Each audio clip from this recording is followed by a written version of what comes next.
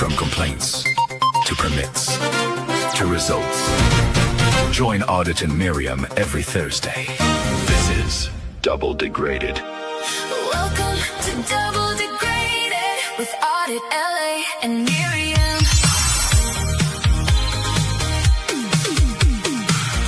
Double the truth, double the trouble. Welcome to Double Degraded with Audit LA and Miriam. Your weekly report, the story stated, shining a light.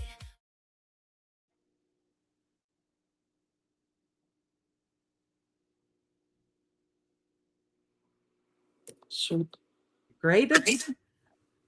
I am so excited today to introduce our guest, but I just want to ask Audit first. How are you doing? Feeling good?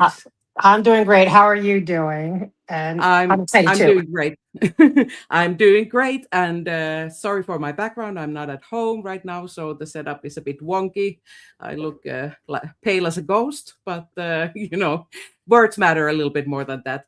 I wanted to introduce our guest today, Mr. Mitch Brisker, or Sir Mitch Brisker, an experienced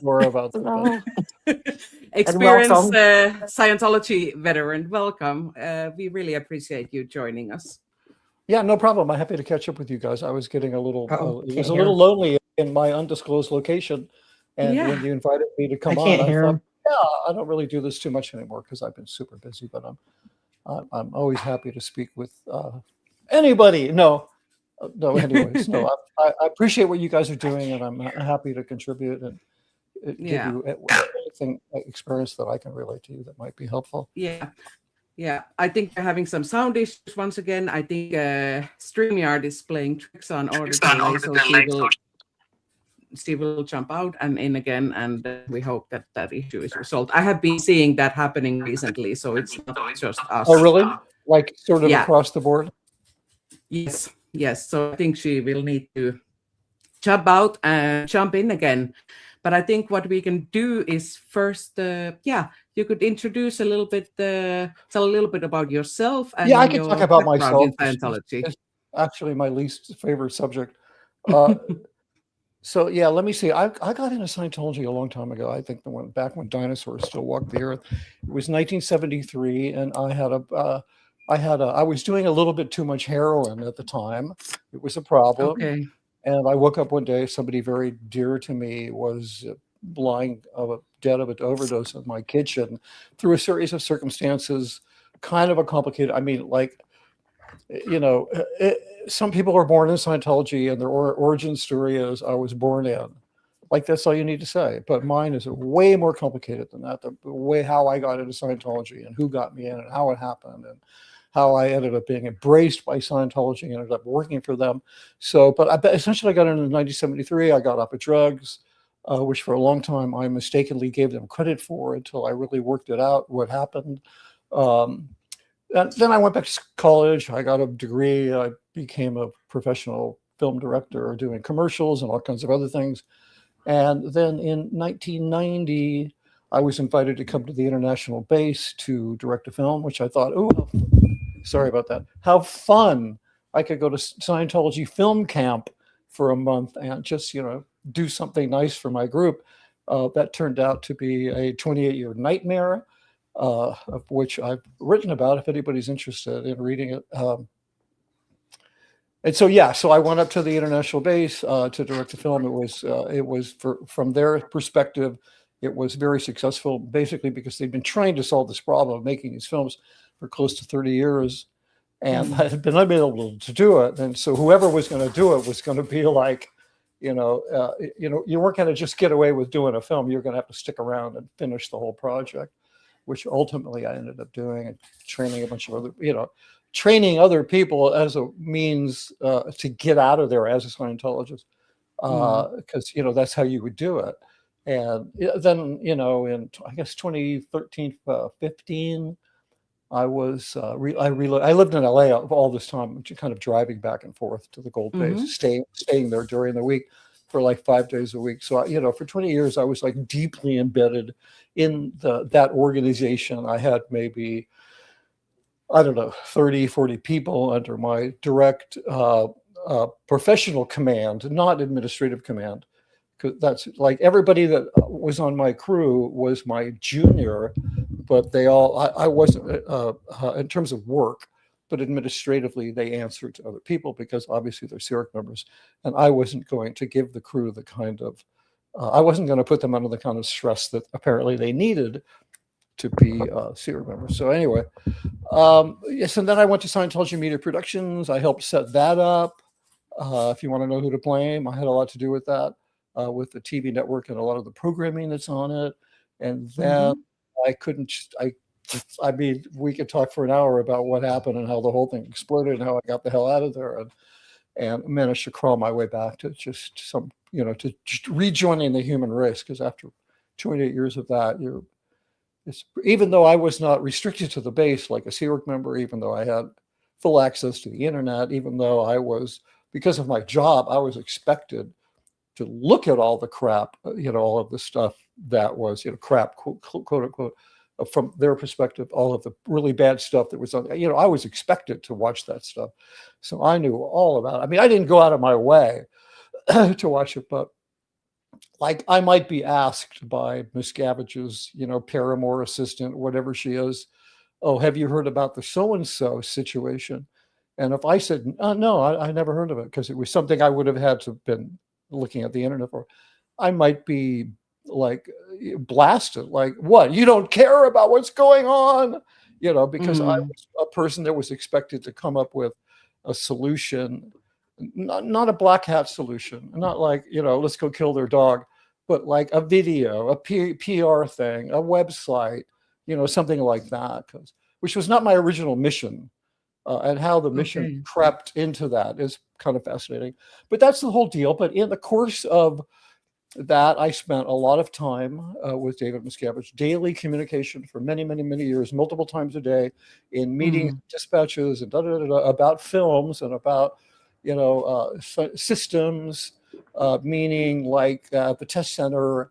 People have probably looked in the door and seen all the public information displays. Like that was a project that I was the head of, you know, designing and deploying all those those displays all over the world, stuff like that. Film rooms, you know, I did the life exhibit, you know, the Hubbard Life Exhibition was one of the first projects I did, other than the films. And then I did the one that I'm most proud of, Psychiatry and Industry of Death.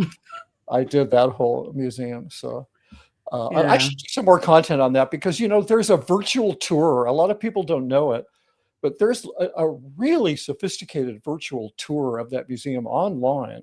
And anybody, I keep being kind of shocked that I don't see content on it, because I mean, yeah, I'm the person that should do it, but it's just such a rich vein. I mean, they're put it all out there. Like 90% of what's in that museum, I'm sorry, this is a sidebar, but 90% of what's in the museum is just the most utter, ridiculous, made up, anti, you know, psychiatric, you know, health care industry propaganda. And about 10% of it is true. And because every branch of medicine, if you go back 100 years, they were doing some pretty barbaric things. So, but anyway, so, you know, and in my work for CCHR, which I did a lot, you know, I would inadvertently interface with people from OSA, because there is a very deep association between OSA and the Citizens Commission on Human Rights, because the legality of making statements against the medical profession, any part of it, can land you in a lot of trouble. So they have lots of lawyers from OSA constantly, like, every word of every script I ever wrote for that museum was just really scrutinized to the nth degree. So I had a lot of interface with these guys there. I think there's even at least one person who's listed on the roster of being a staff member at Citizens Commission on Human Rights, which I know is not why we're here today to talk. But in case your viewers don't know, that's Scientology's mental health watchdog, which has the stated public purpose of reforming the mental health industry, which reforms are needed. There are things in that industry that are not good. There's a lot of really good things in the world of mental health and therapy, but there are some things, the use of restraints, the overdrugging of children. There's a lot of these things that are real problems and need to be reformed. What Scientology does is it shows them to you and says, give us money and we'll fix them. But it has no interest in fixing them. It has the only interest it has is that using that as a device for gaining donations, for virtue signaling on the behalf of victims, quote unquote victims of psychiatry, some of whom are real victims. I mean, there are people who are, picked up on civil commitments and have their children taken away. I mean, a lot of this stuff is true, but Scientology, they mix it up with they paint the entire industry as though that's it. So I think that's the minority of the industry is abusing. No, absolutely. people. No, absolutely. It's absolutely the minority. It's hear me out. I'm very pro mental health industry, and they've made a lot of strides. And just from my own personal experience, the way that especially therapy has begun to intersect with Eastern thought is really exciting. I mean, there's a lot of interesting stuff going on out there. So I am not, what I am against is fake virtue signaling that you are a mental health watchdog when your actual intention is to destroy the entire industry. Like if you read their charter, the Citizens Commission on Human Rights Charter, it is to make reforms in the field of mental health. But you go to the IS event and it's just going to be, everybody's going to get their pom-poms out and cheerlead for the utter destruction of the entire mental health industry. Exactly. So and that's the same for the Human Rights Commission as well. They are promoting human rights, but very few Sea Org members actually have human rights. Yeah, that's a joke. Yeah, I was there when that whole thing was created. I was actually supervised the making of all those films and what I wanted to ask you, sorry for interrupting, is that no problem. We are hoping to get new audience, and we want to be as accommodating for new audience as possible. People talk a lot about the billion-year contract. What kind of contract did you have with Scientology? Oh, that's really funny. I had a fuck you, pay me contract. Okay. I'm sorry. I hope I didn't swear too soon into your stream. It doesn't matter. I didn't have a contract with them in terms of a commitment to work. I had what was called a compensation agreement, which means if I do this work, I get paid this. That was it. I had no other contract. So basically, as a contractor basis, that. Oh yeah, totally. I was completely hired as an independent contractor, but the thing is, the tricky thing about that is because of the ecclesiastical bond between myself and the church, because I was like in spite of all the cringiness that a lot of us really recognize, like, we're sitting there going, really? You want me to stand up and go hip, hip, hooray to that fat fuck up there? I mean, you're having this thought in the back of your mind, but still you're committed. It's a very bizarre thing. But even though I didn't have a billion-year, any kind of 5-year, billion-year, whatever contract, I had the bondage, that the ecclesiastical bond is what you would call it. And it's like, once you believe that stuff, you're in. I mean, it's pretty crazy. It's one of the reasons I wrote a book, is to help me understand it and to help other people understand it. And I'm not pushing the book, and I'm not just here to try to sell a book and make money. As a matter of fact, if you want to read my book and you can't afford it, $14 for a Kindle, send your email address to Scientology, the big lie at gmail.com, and I'll mail you a Kindle copy. You can read it for free, but please be honest about it. Like the reason I say that is somebody wrote me and they're like, I can't afford fuel oil right now, but I really want to read your book. I'm like, whoa, I'll send it to you, because I'm not going to be like, well, okay, when you get your house warm, I look forward to you being a customer. It's not like that at all. it's not that there's a lot of great new information in there, but there's the experience of one person who was a deeply embedded and an observer for decades. And also because I did all the technical training films, so I had to do these very deep studies of Hubbard's work to interpret it onto film. Like, he'd written these scripts, but then I had to study every relevant reference to that film. And so then when I got out, it was just for my own peace of mind, my own sanity. I had to go through each of those films and break them down and say, what was that really about? What was the underlying, how did I contribute to this culture of obedience? Like, what was it? How did I contribute to this culture of why you believe that turning people into the civil authorities is wrong because you're destroying their chance to ever receive Scientology? Like, how did I contribute? How did these films contribute to that? Anyway, so, and I put a lot of that in the book. There's a lot of kind of, the kind of, oh, look, the person who made the sausage is going to give us the recipe and tell us, why it appeals to people and what its purpose was. But it was all indoctrination. it was all to create a culture. Because the films in Scientology really set Scientology apart from other cults in that they indoctrinate people into what being in Scientology should look like, how you should act towards one another.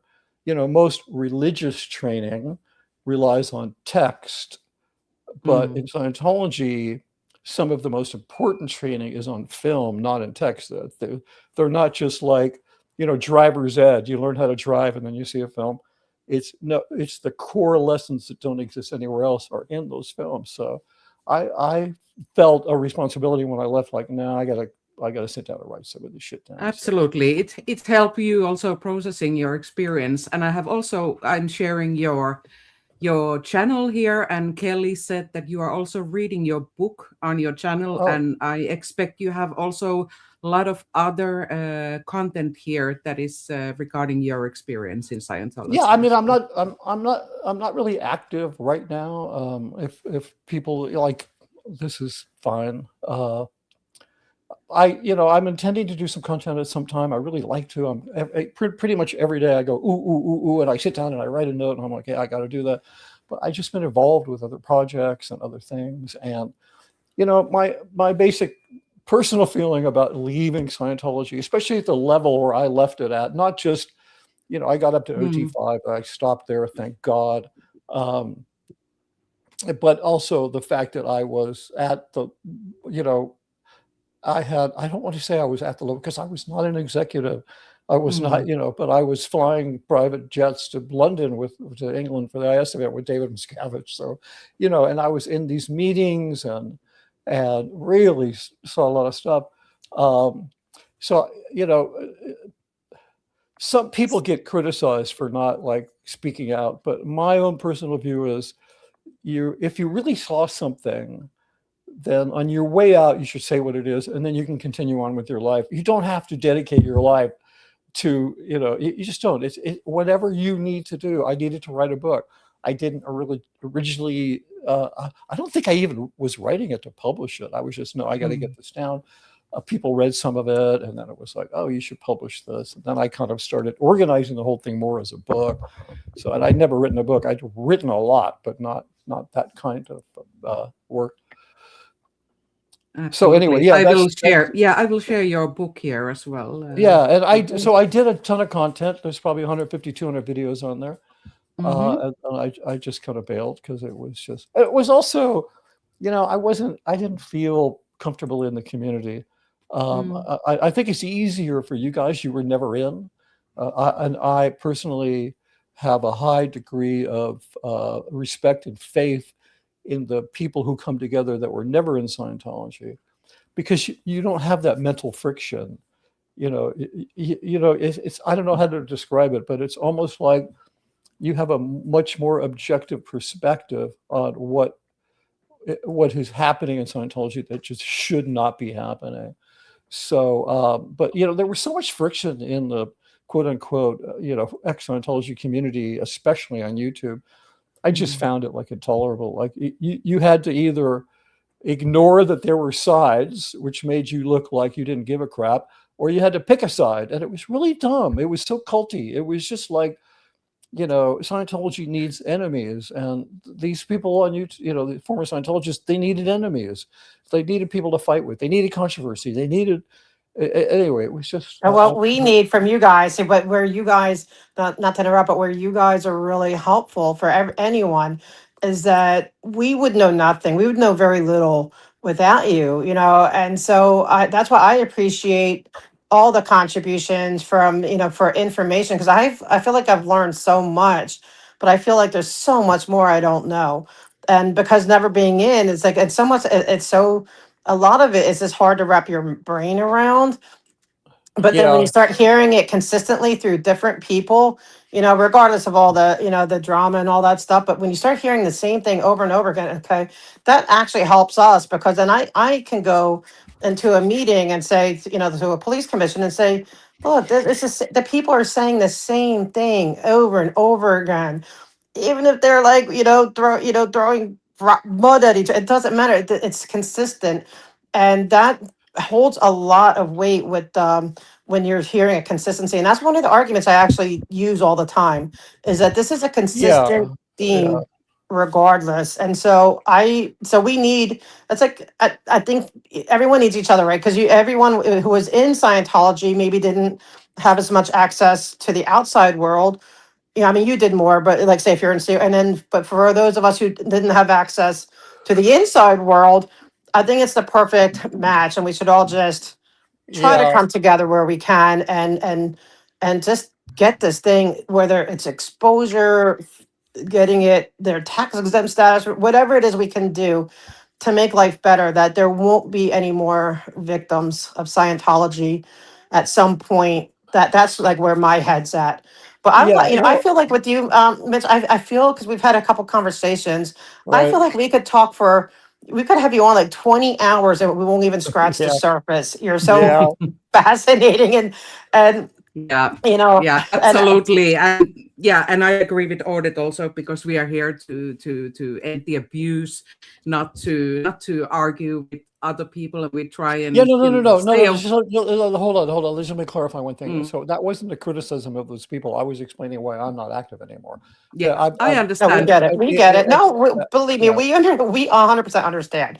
I don't Yeah. think we We are haven't great. Yeah, experienced. we're grateful. Yeah, we have Yeah. similar experiences, and we are grateful to have you on. So we very Yes. much appreciate you are taking Yeah, no the problem. time, I'm because- happy to do it.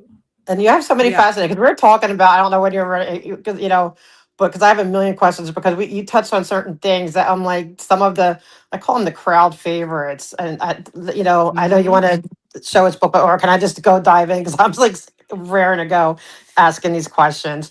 Sure. Okay, we were talking about, because like, I guess one of the crowd favorites is Kendrick Moxon, and he's an interesting character for anyone who doesn't know. Who, because sometimes might be have new people and like, who's Kendrick Moxon? Can you explain who Kendrick Moxon is? And then you told me some interesting things, because I guess this is where the people who are in, especially at your what you were doing, Yeah. can teach us never ends, because I really thought that I knew that he had babysitters, like I knew there's something wrong, but I just thought he's a kind of esteemed, like big name in Scientology. So if you could tell us who he is, and if you can elaborate, on anything about him that you would like to, I'd appreciate it. We would Yeah. appreciate it. I don't usually like, what did Eleanor Roosevelt say? She said, small minds talk about people and big minds talk about ideas. But in this case, There's exceptions every now and then, I'll make an exception. Kendrick Moxon, he's a person that I think I just have mostly pity for. For one thing, let's rank him in the world of Scientology lawyers. He's the bottom man on the totem pole. Okay, this is the guy that gets to go handle the fucking parking violations. Okay, this is like, and if you go and you look at I mean, my advice to you is, Joe, they're harassing the hell out of you because you're trying to expose them. I would just ignore him, because he's like nobody, and he's just going to overstep at some point and just do something really stupid, and which is reportable to the Bar Association or maybe get disbarred. But he's not a very highly placed person. I mean, he's actually very lowly placed. He's just in the PAC LA area. Like if you look at the high profile cases, Danny Masterson, or with the lawsuit going on with Leo Remini, or probably all the way back to in early 90s, you won't see Kendrick Moxon's name on any of those cases. He's just the local little guy. The thing to understand about OSA and about that culture, which I observed personally, this is not something that I heard or maybe read on, in a chat room or on Reddit, but what I personally experienced was, of all of the people that I've seen personally witness David Miscavige verbally brutalizing, the top three would be Kendrick Moxon is in those top three. I was never in the presence of those two men, which I was a number of times when David Miscavige was not ripping him a new one. And then because Miscavige, he loves to triangulate, like he cannot help himself. He wants to have someone else around so he can turn to them and say, yeah, you know what I mean, Mitch? This guy is a total a-hole. Like he'll just bring you in. It's called triangulation. It's something that kind of psychopathic, sociopathic, narcissistic, whatever you want to call it, behavior style. They love to bring people in and triangulate. I mean, and I got triangulated in the worst way and a number of times. And you're completely innocent, and just you're like, oh my God, I'm in the proximity of the shit hitting the fan, and you're getting like splattered with some of it. So, but Kendrick Moxon is definitely, in my opinion, in my personal experience, having witnessed it, really kind of a whipping boy for David Miscavige. And I wouldn't think of him as anything else. If he's like sending you guys some kind of legal threat, you go, oh, the whipping boy reached out to us again, because it really is nothing more than that. I mean, you have the law, you guys are, Joe, you're a community activist. You're going down there, you're doing the work, you're saying, look, this is not right. Then Mr. Whipping Boy is like, because he's like living in fear. Like, so that's one thing to understand about the culture. And I can further amplify this. I remember and it's not just him, it's all of OSA. David Miscavige cannot stand anybody in OSA. From my observation, he dislikes every Sea Org member on the planet. There might be some cadre, some core group working around him at any given time. And for 10 minutes, they're the chosen ones, but they're all going to get busted. And they're going to get recycled onto what they call the decks, which is kind of an RPF light, because they're going to pull you out of it as soon as they need you. So those people, and they just live in fear, like they want to hang on to that position that they have. But he doesn't like any of those people. I don't think he likes anybody but his concubine, Tom Cruise, and a few very wealthy Scientologists that's and then he's a sociopath. He can be charming and, but boy, that mask comes off and it is like, people don't realize this guy, I don't know what it is, for all his diminutive stature, he has a voice that is so deep and so resonant and can literally pierce your bones when he starts screaming at somebody. And there's a lot of staff under him that try to emulate that sort of personality style, because that's the winning personality style. But I think it's really important to understand that OSA's like this clown car that lives in absolute fear of the tyranny of David Miscavige. Like they just live in fear. You have to understand that. And I'm going to give you a really good example of that. And then you've got the number, something like 120 law firms. I don't remember the exact number that I read that Scientology has or is alleged to have, I don't know, across, the country, on retainer law firms. And so that's when all of the heavy duty OSA stuff that you're thinking about, it's not OSA. They're just shuffling papers around and doing court shit or whatever. It's the law firms and their PIs and all of the people that are under Miscavige's direct, he's paying them just tons of money. Like, it's insane amounts of money. And he has them under his direct control. And then OSA, they're a bunch of I don't think, my own personal opinion is David Miscavige doesn't even consider that he is a Sea Org member. He thinks of himself, in my opinion, as like the commander in chief. Like the president of the United States is in charge of the military, but he's not in the military. And so I think that's kind of the way Miscavige sees himself. But to further amplify this culture of fear that all of OSA lives under, this tyrannical, it's like some weird North Korean, like, oh my God, we could be put on rice and beans from now to eternity, like any second if we screw up. I was at a meeting in 2013. Miscavige left the international base. As far as I know, he's never been back there and never will go back there. He told me that he was leaving because too many people had effed him over. Like literally, that's a quote, which was very strange because, he'd locked 200 people up or whatever in the hole for years. And now he's, so when I heard him say that, I went, oh yeah, you're worried that one of those people is going to they're going to lose it and they're going to take you out. I mean, like, who wants to live in an environment with, let's say, 300 or 400 people, and about 200 of them might want to kill you because of how you treated them? So he left there. Mike Rinder told me that he was fearing an FBI raid, so probably both of those things are true. And so he went to LA and he set up shop prior to S&P opening up. He set up shop at ASI, where he's always had an office, and he used to be in charge of ASI. And ASI. So can you? Sorry. Oh yeah, sorry about that. So within the Scientology corporate structure, there is an organization called Author Services Incorporated, known as ASI. It is its masthead says that it is the literary agent for L. Ron Hubbard. So it is not a nonprofit organization. They are the literary agent. The only client they have is L. Ron Hubbard. It is the secret seat of power of all of Scientology. Like if you wanted to really designate like where the secret bunker of Scientology, it's Author Services. So Miscavige, Author Services is where Miscavige, it was his launching pad to take over Scientology. Some people say, it was because he was what was called a programs ops, and he was the go-between between Hubbard and the Scientology while Hubbard was in hiding and all this other stuff. But it was really because he was able to become the chairman of the board of Author Services, or the head of Author Services, and then he made the leap from there. And Author Services, they, legally and financially, they do a lot of really sketchy stuff.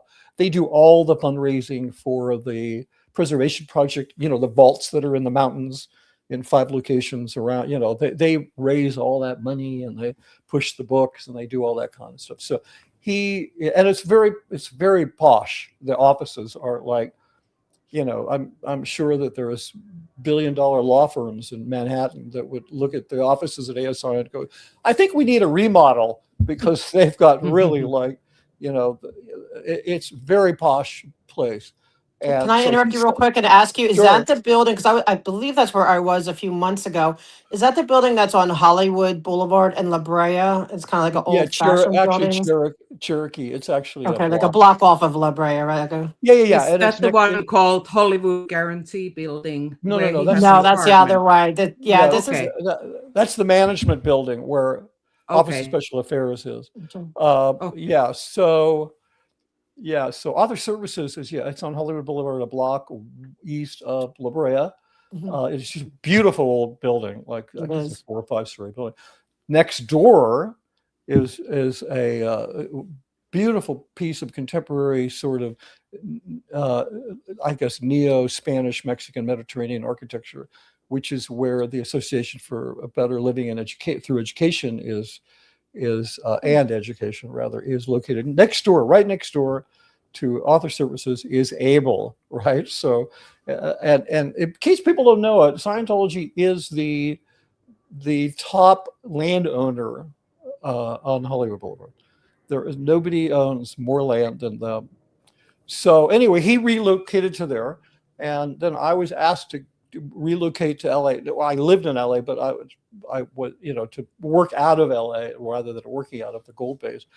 And so on the Narconon program, they were going to redo the whole Narconon program. We could do an entire week of streams about the Narconon program. So I was down there for a meeting, and it just happened a few times, but I want to relate this one thing because it really sheds some light on this culture. So we're having a meeting. It was just me and him and his concubine. I refer to her as his concubine. I don't know what the hell she is.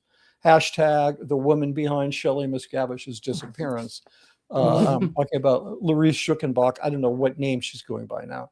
This is the woman that supposedly David may or may not be having a relationship with.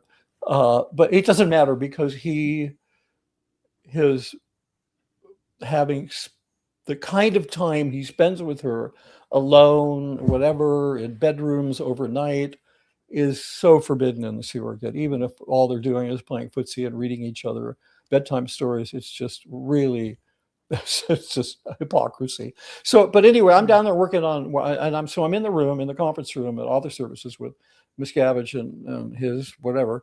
And just the three of us, and we're having a meeting about a film, and it's perfectly cordial because he can be that way because he needs me to do the work. So he's going to be whatever personality he needs to be at that given moment.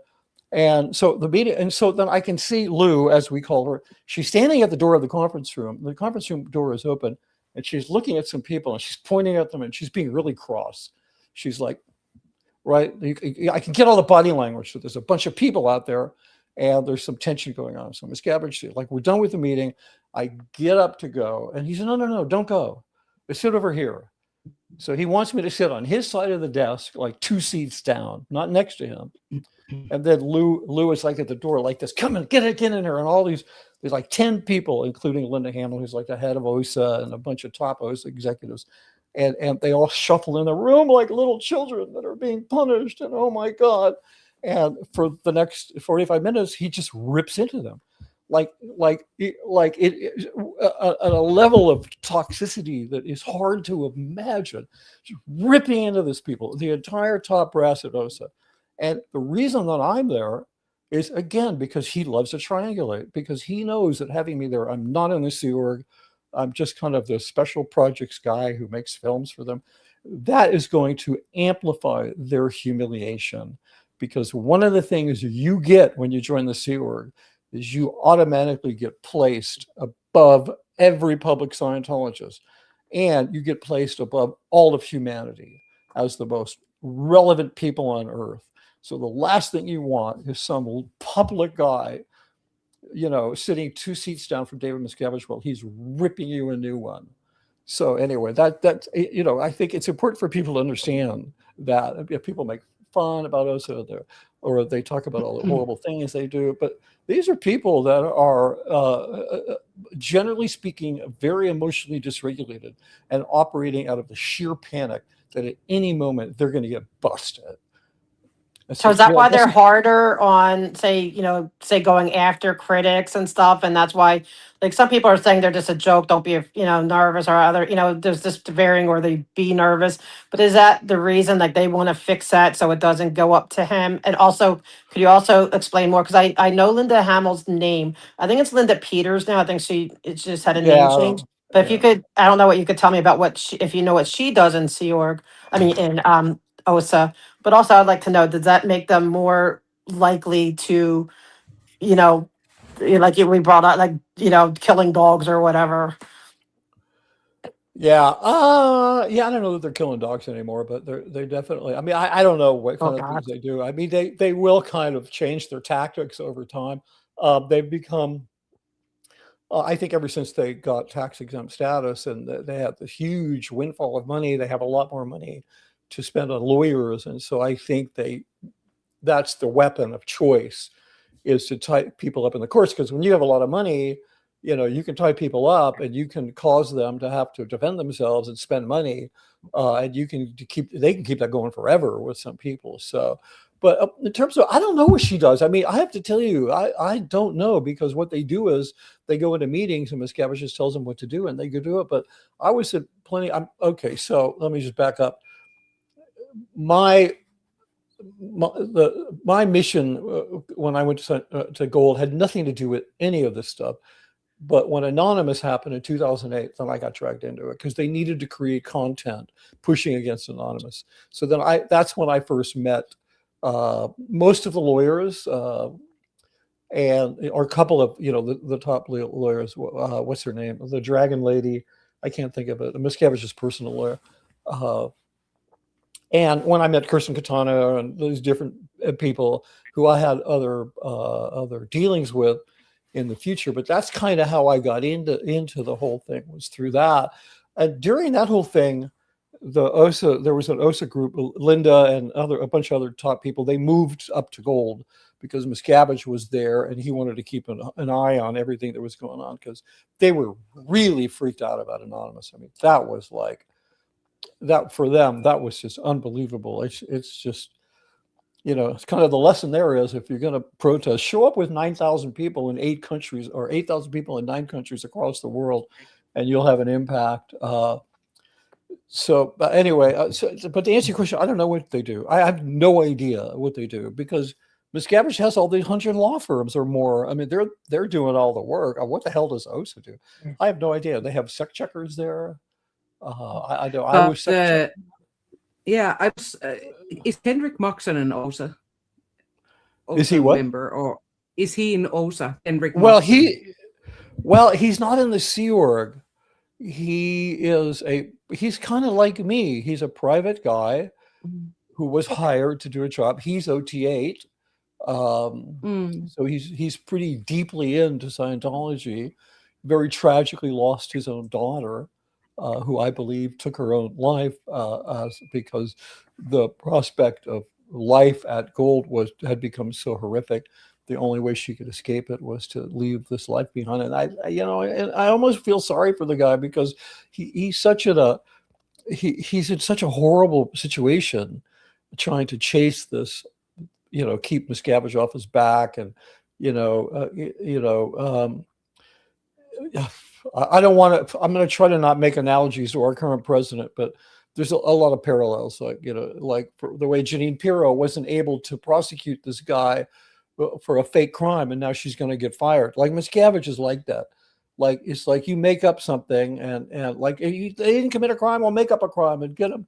Well, but I can't do that. Okay, well you can go to the RPF. I mean, it's literally like your future rests on any decision you make at any moment. So these people are living in my observation, they're living in absolute terror of the consequences from Miscavige of what might happen. So because that's how he rules, is beyond an iron fist. So but the other thing, I think there's another part of your question that I can answer. The thing about and I will have another question also. But yes, but you said something, Joe. You said something like something about them not wanting Miscavige to know, like wanting to. Is that right? Like like Kirsten Catano. You brought up her name, Peterson. Like, because I know she's head of taking care of external threats. So would she? They call it. She's PAC security. She's in charge of what they call PAC security. So would she want to deal with external threats so he doesn't get wind of it, so she doesn't get drawn into his office to be triangulated, or would she want to go to him and let him know, hey, there's these people protesting, they're going to meetings, or like how would that work? Wow, when I hear somebody say that's a great question, I always think they're buying time, but I have to tell you that is a great question, because the answer to that question, it sheds light on a very important aspect of the culture within Scientology organizationally, which I think a lot of people don't understand. There is a policy that Hubbard wrote. If any former Scientologist series members are watching this, I'm sure they'll know what I'm talking about. I don't remember the exact title of it. I think it's called What an Executive Wants on His Lines being lines of communication, like the things what an executive wants to receive from you. And this is a very strict and a very strongly mandated policy in Scientology. And here's how it works. If something is going on in your area, you are expected to handle it. And then after it's handled, write a report and then give that to your senior. That's called handle and report. If you, like if you are the chaplain at CC in 2002 and you write a report to OSA that says, hey, we got a guy here, an actor, a celebrity, and he's drugging and essaying some of our students, and you would probably go to the RPF for not handling it and sending it up the lines. They do not want problems coming up. It is part of their policy. So not only does she not want, in the example that you gave, not only would Kirsten not want those security issues to go up the lines, she is expected by policy to make sure that they don't. Interesting. So she has a lot of a very high pressure position, which could make her act out in a manner that is illegal and unlawful, unwarranted, etc., to save her Well, own yeah. hide. Yeah, I mean, everybody has, I mean, I don't know what their boundaries are. I don't know where they draw a red line. I don't know what their red line is.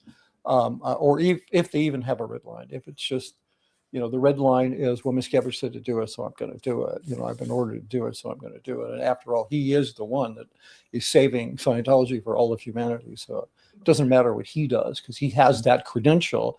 So he can basically, get away with whatever he wants. The rules don't apply.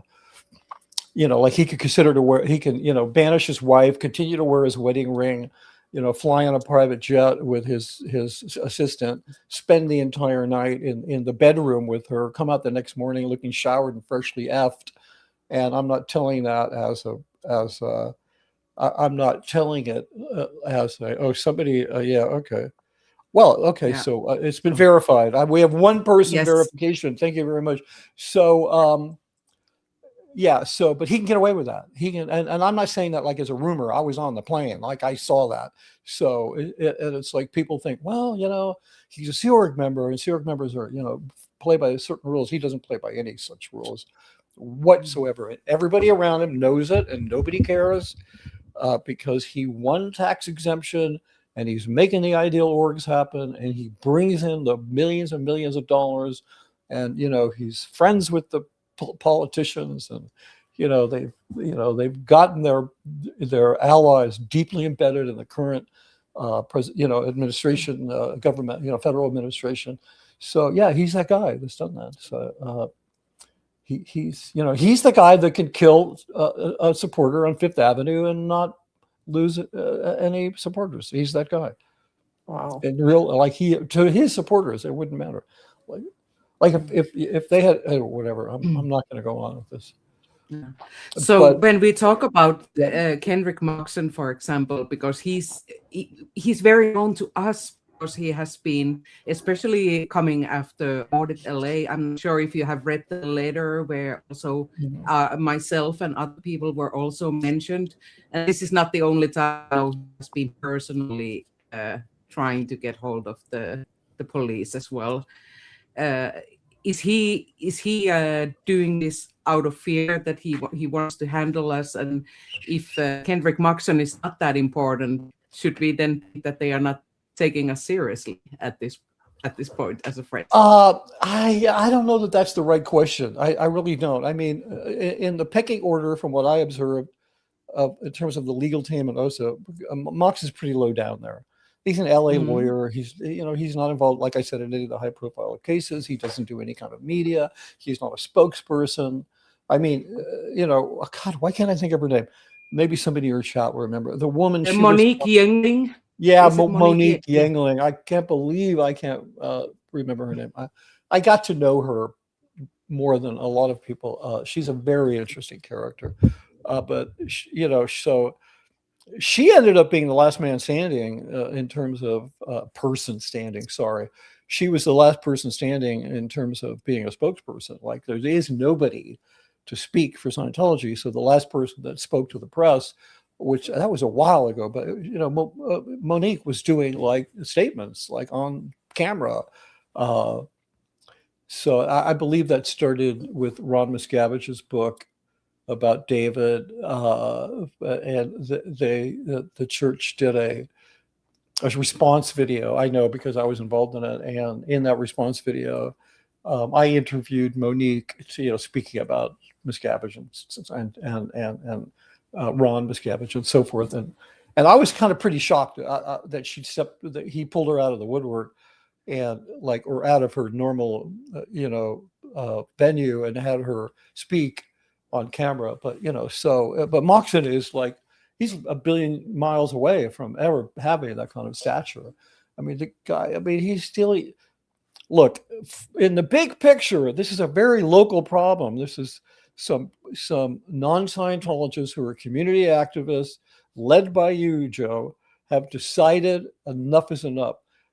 The big planners they put, which prevented mobility for disabled people, that in and of itself, it's just such a red flag that the city should be concerned about. And I think that those are you just go after those things. The city doesn't know, that under what guise did they grant permission to change the name of that street to that organization. It's just weird. So yeah, it's like you guys are going to get a lot of attention from OSA. They're in LA. I mean, that's where their headquarters are. They're it's just except that they can use legal devices that could pull you into court and cause you to spend money. They have no power. They have, and all of those, and I doubt that they could come up with an actual rationale for bringing a charge of action against you. It would have to be trumped up because you haven't done anything wrong. So And then we get discovery, and they wouldn't want that either. Exactly. They couldn't withstand it. But I would love to. I'm sorry. Go ahead. When you're done answering this question, I want to circle back to another. Yeah, but I want to hear. I can listen to hours about Kendrick. So, but after we're done this part, I want to circle back because you mentioned about Stacy Moxon and your thoughts on that. I would love to hear what you had. Your I views think are on that. you had a guest on, or you pointed me toward a video where an individual was making a compelling argument that she was murdered. And I don't think that that's the case. I think that kind of overlooks the actual real tragedy, is that it was a Sea Org member who took her own life because life at that base had become so intolerable to her. And she, threw herself on an electrical grid.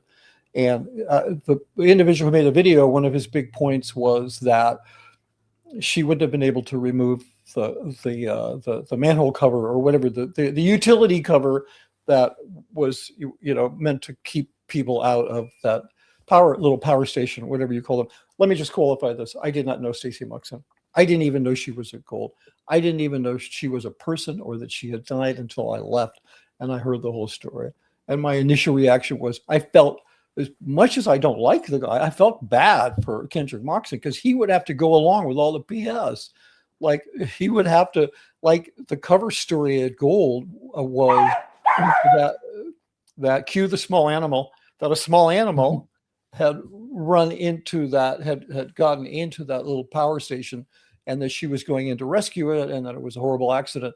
But the individual making this allegation that she was murdered was referring to the utility cover being too heavy for her to move.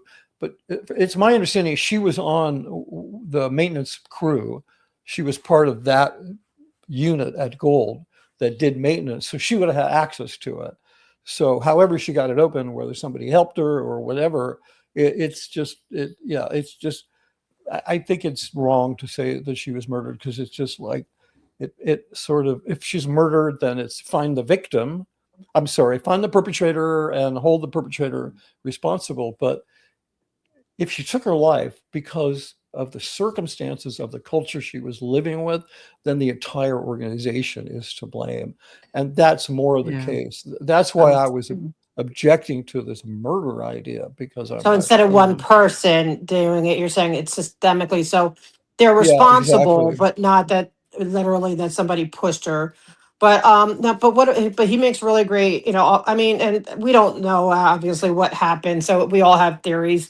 And it's good to discuss all of them so we can kind of see what's out there.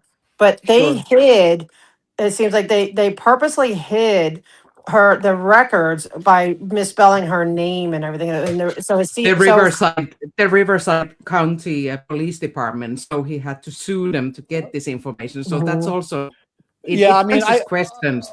Yeah, I mean, I can't really speak to that. That to me is not a smoking gun that she was murdered. That it could have been a typo, because I don't know. You ever been to Riverside? It's like the Riverside PD ain't the sharpest knives in the drawer. I mean, that area, Riverside and especially San Bernardino, these are two of the most corrupt counties in all of California. Like San Bernardino is #1 most corrupt county in all of Southern California.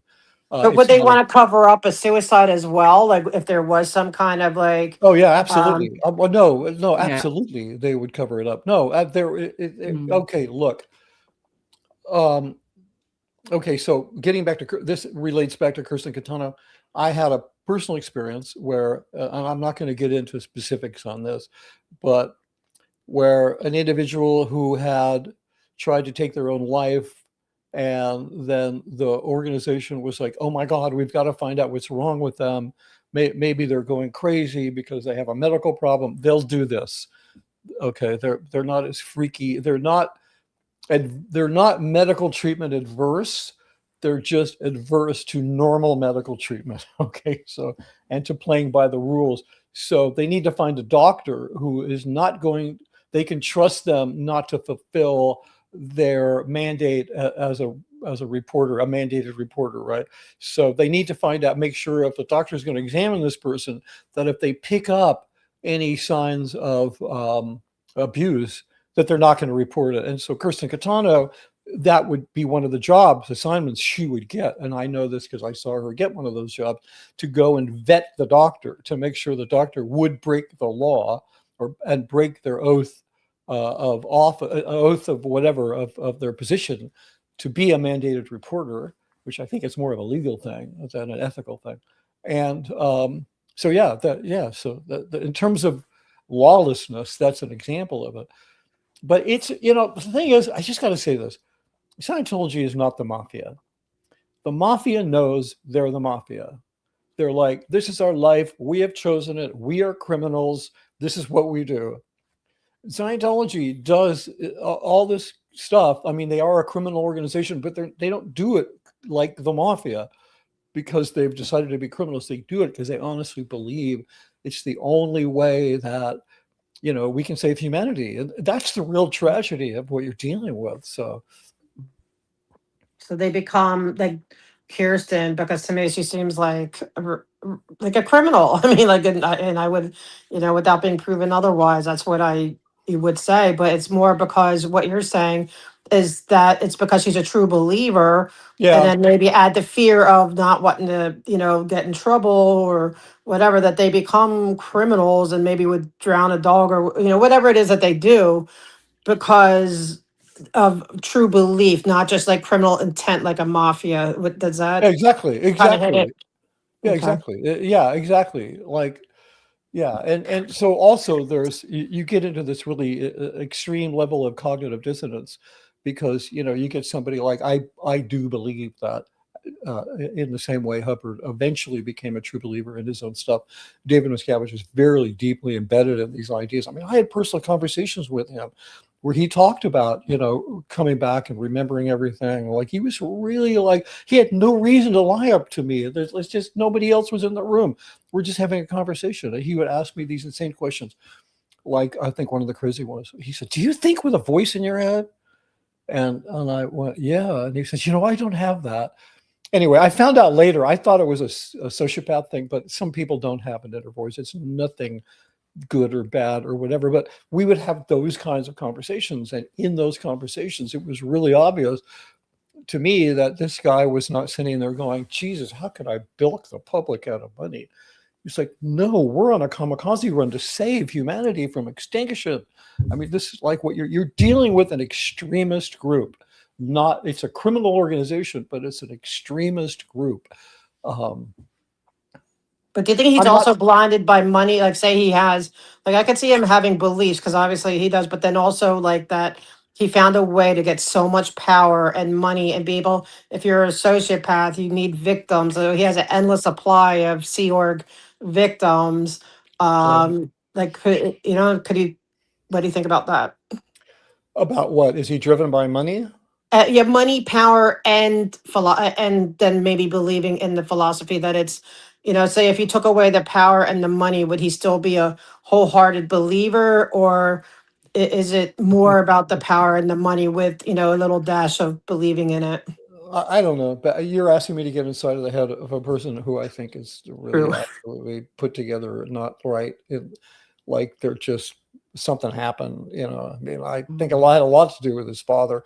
I don't want to disrespect the dad, but I mean, the guy raised a monster, and I didn't particularly get along with him. I mean, I pretended to get along with, but I had to work with his dad a lot because he was a musician, and they assigned him to scoring films, and he was just horrible at it, which is kind of a thing the Sea Org does. They put people on jobs that they're not suited for, and then they punish them for not being able to do them. But That seems cool. But it would make sense that he would, you want to, help his family or use his family. But that you're speaking of doing movies, I would also love to hear more about when you switched over to, like they finally came, the filming came to LA, right? Because they bought that studio. And I know they got a lot of film permits now. They're doing a lot of filming in the streets yeah, of LA. that's Do you not. know much about that? Yeah, I know quite a bit about it. Scientology Media Productions is an adjunct to their media efforts. It did not replace Golden Era Productions. Their Golden Era Productions is still responsible for making. If you look at the TV station, which I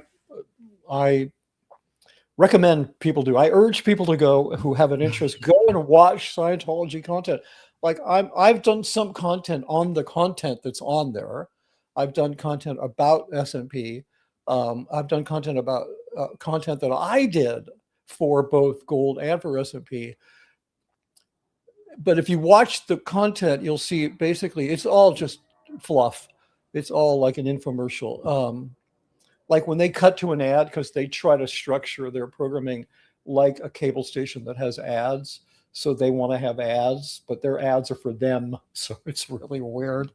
But you'll see basically two kinds of programming. You'll see this episodic programming like Meet a Scientologist, I'm a Scientologist, Inside Scientology, these kind of episodic things. And then you'll see films that are maybe based on an essay by L. Ron Hubbard or, something he wrote. The films are all done at Gold. The other sort of more broadcast programming is done at S&P.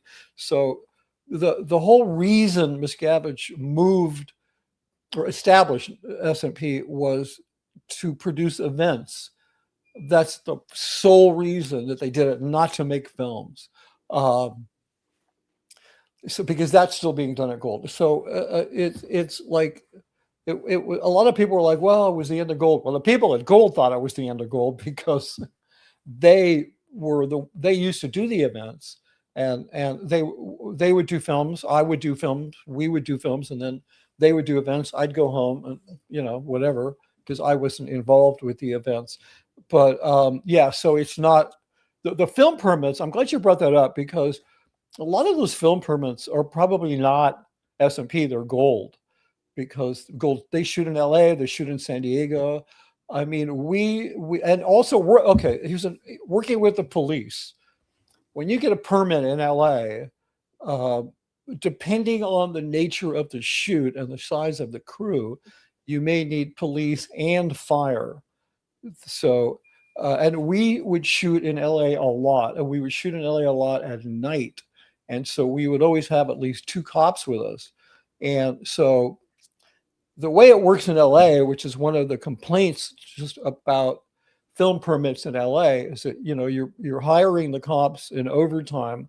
And we had a couple of cops, like I knew these guys' first names because we'd always get the same cops. We wanted to get the same cops. And we were never like, and it was just for filming. We weren't like talking to them about Scientology, any of this kind of stuff. But there's this culture within the police, which I know about this as a fact, where they're allowed to do like work in overtime. Like they're allowed to do movie work. Like sometimes they can do it after work and overtime. They can do it during the day as regular work. But the means in which they choose the cops to work on films, these are really coveted jobs. If you're a cop, you want to work on a film set, especially in an overtime situation because you make a lot of money. So they're within the LAPD, they have, I don't know how they do it or if it's just done out of Hollywood, but they have like a roster of like if you get picked to work on a movie, you're like, you want to stay in good graces. And one of the ways I think to stay in good graces is to support the Church of Scientology because, like you said, they pull so many permits, and so many of those permits involve police. So it's like a bread and butter thing. It's not like they agree with Scientology, but it's like, because it makes no sense the police protect Scientology. Scientology doesn't even pay fucking taxes. They don't pay property taxes. So the police don't get any money from them, but they get permit money. And it's really good money. I spent 100 days at least at nights hanging out with cops that were paid for by the Church of Scientology. So I'm not sure I answered your question, but I think We did. It's just interesting because I'm just kind of newly delving into the film permits. And thankfully, with the special event permits, LAPD is no longer doing overtime for that. It's too problematic, I guess, because of all of us, making a big to do about it. And thankfully, that's ended. But they're still, I think they're required actually to use LAPD because it's through Film LA.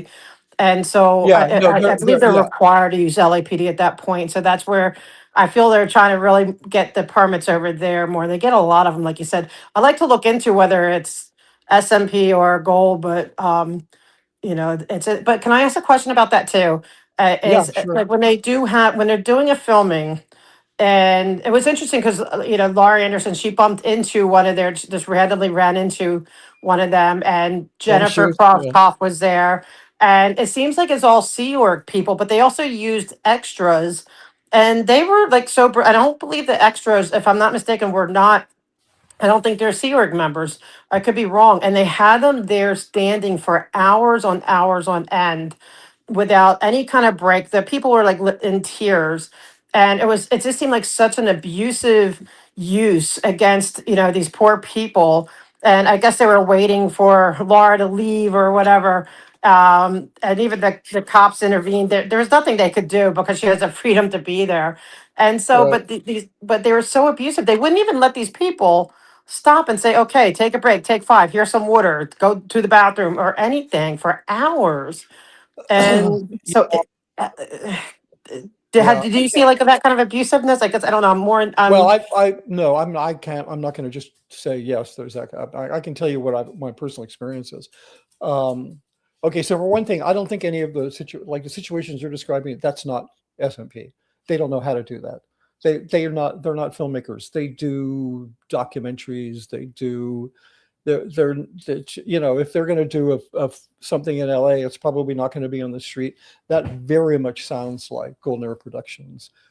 They have the equipment and they have the manpower and they have the skill and they have digital cinema cameras, which S&P does too, but they just don't really use them, not for making films. There's a very clear distinction between those organizations, is that Gold makes films, like film Mick type stuff, and that S&P does broadcast type stuff and produces the events. Okay, so the crew, except in my case, are all Sea Org. The main director of Gold is now a Sea Org member, somebody that I trained over 7 years because I really, really wanted someone to take over so I could get the hell out of there. Back when I thought that was the proper exit path as a Scientologist, was to get yourself replaced, because that's very much a Scientology policy, is you don't take another job. And, if you're going to leave a job, you got to get yourself replaced. They kind of make you handle that. They're all Sea Org. The extras, none of the extras are going to be, they're all going to be hired through the Screen Actors Guild. They're all going to be paid whatever the minimum is. They have to follow California state labor laws. They have to follow the bylaws of the Screen Actors Guild in terms of extring, how you handle background artists. If they don't, they're going to get fined. They're going to get trouble. So I think that the thing you're talking about was something where it went bad, where it went off plan, because the worst, okay, here's the worst, and I did more shoots than anybody. I mean, maybe the guy I trained is catching up with me, but I did tons of these shoots, you know, shutting down the First Street Bridge and putting 200 people playing auditors on the bridge, walking in glorious sunlight and all the crazy stuff, but you know, like high ticket stuff. But the worst abuse I ever saw was they weren't providing dressing rooms and they weren't providing bathrooms. Like, I cannot tell you the number of times, like if it was a big shoot and there were a lot of people, they'd get a couple of motorhomes and they'd use that for a dressing room and they'd have at least that bathroom. You know, they'd run around and find out where all the Starbucks and McDonald's were, and they'd tell people. And if it was a small shoot, if there were only a few talent being hired, they may not do that. And so the talent would show up and they'd have them change, some female talent changing in the back of a grip truck. You know, they close the door and somebody would make sure no one went in there. And it was, to me, it was just incredibly embarrassing because it was such an unprofessional way to work. I cannot tell you the number of times I said to these actors that got hired, because they're like, "Where's the motorhome?" And I'm like, "It broke down. We're doing everything we can to get a replacement." You know, I mean, I would just lie constantly to these about those things, right? But you know, they do feed them.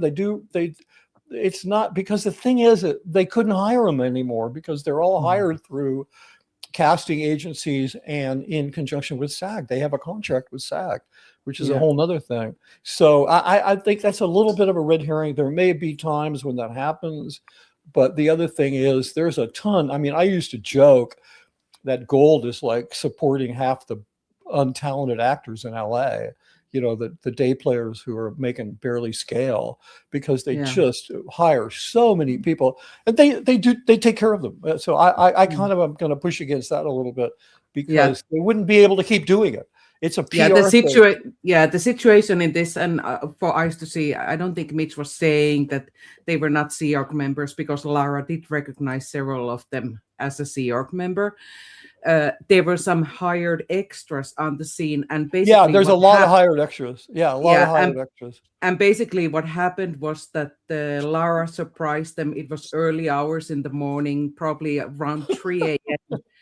3 a.m., a closed street. And what happened was that when Lara came and opened her vocal cords, they were just told to freeze. And everyone was in a frozen situation. It was like a scenic film production where people were crossing the road. So some people were in a walking motion, but just standing still for like 3 hours. They were not allowed to move. Yeah, they kind of mentally shut down.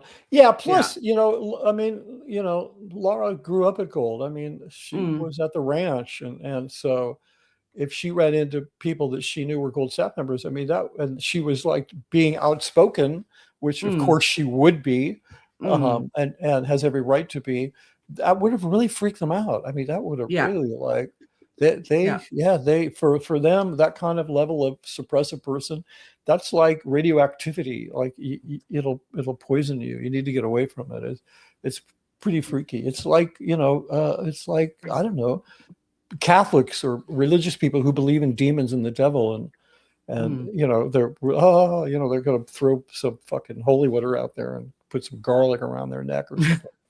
It's pretty crazy. But filmically, you know, the films, they roll like I got a note from somebody. I mean, like Tony Otrigi the other day was asking me about somebody who reported to him about a film, an actor who'd worked on it, and it's like, they'll all tell you that especially the ones that go to Gold, they're treated really well. The facilities up there are really nice. The studio is really nice. But they'll also tell you it's creepy. Like, it's really nice. And I mean, it's one of the nicest filming studios in Southern California, but it's creepy. You can't go to the bathroom by yourself. You have to stay in this one room. You can't wander around.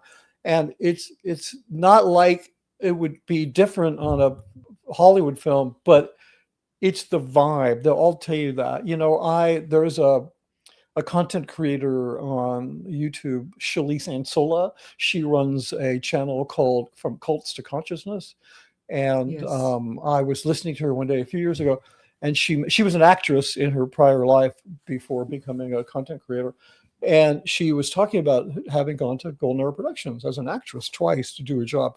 I never met her because that was during the time when I was in LA that I spoke about earlier, when I was working with Miscavige on Narconon. But nonetheless, I was really fascinated to call her up, to talk to her. I got in touch with her. We did a stream together, mostly about the fact that, David Miscavige, in my observation, has been very inspired to follow the Mormon business plan of having an organization that relies on donations rather than selling things.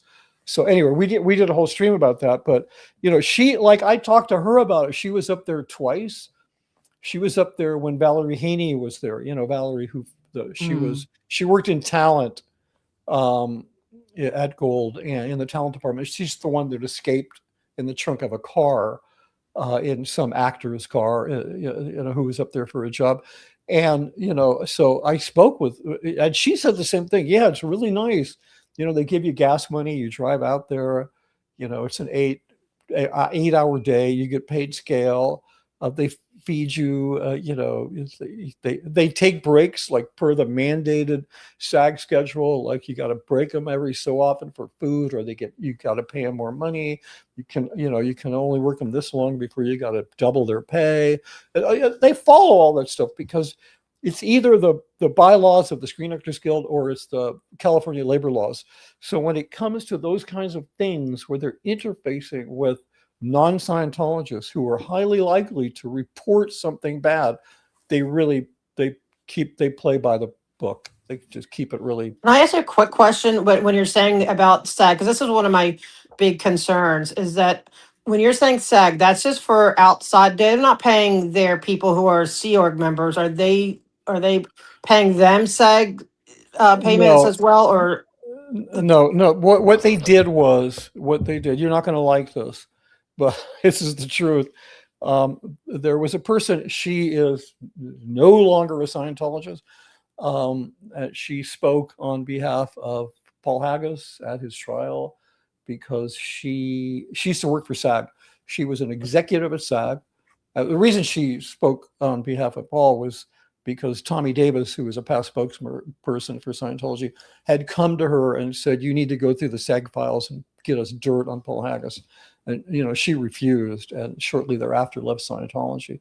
But during that time, here was the deal. When I first went up there, all of the actors were Sea Org members from the base because that's what Hubbard used to do, because he had no choice because he was a hunted, hounded individual who was wanted by the FBI. So he wasn't going to be hiring actors to direct on set. So, and they were horrible. They sucked. Over time, I talked them into letting me hire some SAG actors. We would hire some SAG actors. It was expensive. And then SAG was putting up a fuss about the extras because the extras were Sea Org members. They weren't being paid anything. So what happened was, because there was a SAG executive who at the time was a Scientologist, they were able to engage her to help them negotiate a deal with SAG that they could use SAG actors with Scientology, with non-SAG staff members, just as extras, as long as the extras, the Sea Org members, weren't taking the jobs of other extras, which they weren't. So they actually had an exemption, like a legal exemption, that they could use their people, or with SAG actors, they could combine them just as extras. And then, so we went through a thing where we did that, where we would hire some actors and then they would just empty out the pack base and we'd get like 400 extras who were all Sea Org members. And that kind of blew up because it was taking people off their posts. Because, remember, all of the Sea Org actors that are showing up as extras, they're still expected to get a full day's work done because the Sea Org gives you a pass for nothing, right? Like you either get your work done or you figure out somebody's going to do it for you. You don't get like, oh, he's off doing a film today. And so then then we had a bunch of Scientology actors who starred in films like Larry Anderson, who left and called bullshit on Scientology. And so then, or Jason Begay, even more famously, And then Miscavige was like, nope, no more Scientologists can be in our films. So then everything went all SAG. So essentially what you have all SAG actors and extras and a Sea Org crew. And see our crew, I guess, are making $47 a week. I'm guessing. Yeah, maybe. I don't know. I don't have, I mean, I My, guess, my, I mean, my friends likes to always say it's maximum $47 a week. You cannot go above, only below. Yeah, but you know, so yeah. Anyway, I'm not going to defend what they earn. I already tried to do that once when I was in. They don't have. Just let me say real quick. At Golden Hour Productions, it was my experience that the standard of living there is really not bad. It's a decent standard of living by all of the measures of a standard of living. The problem is not the standard of living there; it's the quality of life, and those are two very different things. You could be a billionaire dying of cancer. You'd have a great standard of living. You'd have a horrible quality of life. So they have a decent standard of living there in terms of food and schedules, especially since Miscavige has been gone from there. But what they don't have is you can't put pictures. You know, there's no pictures of your family in your room. There's no pictures of your family in your office. There you can't have food in your room. I reluctantly say your room because it's really just a place that you can go to sleep when they give you permission to go sleep. So it's this horrific quality of life, and it kind of justified by maintaining a kind of decent standard of living. But you got 3 meals and you got a nice little apartment. Yeah, I know it doesn't have a kitchen and you can't have a TV, but we're saving the world. So that place is not as, I'm sure it's much better than some other places. I mean, it's way better than PAC. The food is definitely way better. When I was working at S&P, we ate PAC food, and that was just like, it's intolerable. That's scary. I think probably Celebrity Center has better quality than PAC too. Well, it just in the restaurant, like in the restaurants, not. I'm sure the crew food is. The crew food is probably PAC food. They just load it all up and drive it all over LA and drop off big trays of fucking those catering trays of food and stuff. It's pretty horrible. What is your view on as a ex-Scientologist on the Free Winds publication and the space that the audit got there on Freedom herself? Magazine for me. Oh, Freedom Magazine. Sorry, Freedom Magazine. My viewpoint about Freedom Magazine? Yes, Do you have how many hours do we have left?